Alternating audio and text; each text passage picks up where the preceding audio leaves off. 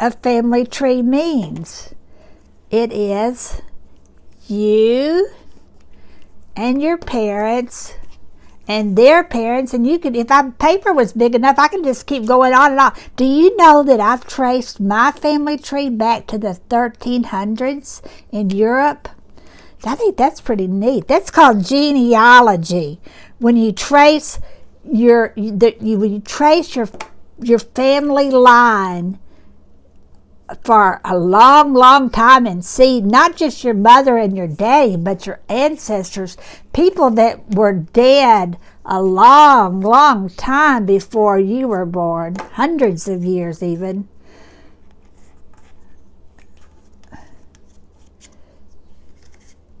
That's kind of fun.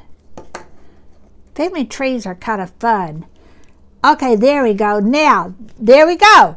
So there is your tree and your branches of your tree and going back to your grandparents. Now let me I'm not going to do this right now, but I could just keep going. Now this time I will go with a different color.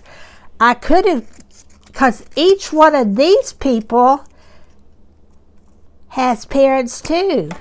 So the branches just keep on branching.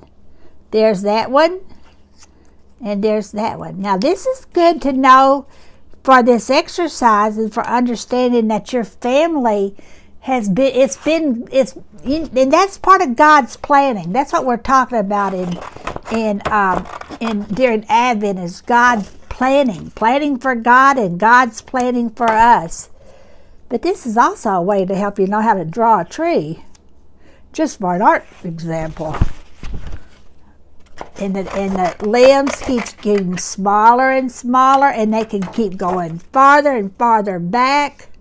You don't have to cut, you can tear. And then guess what? That can even go farther. They just keep making wise, and they keep getting smaller and smaller and smaller and smaller and smaller and smaller and smaller, until like this. Each one has more branches. Each one has wise of its own. And that's how you draw a tree, and that's how your family works. Oh, well, I can get that.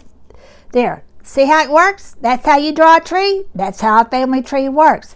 Now, it also works beneath the ground, because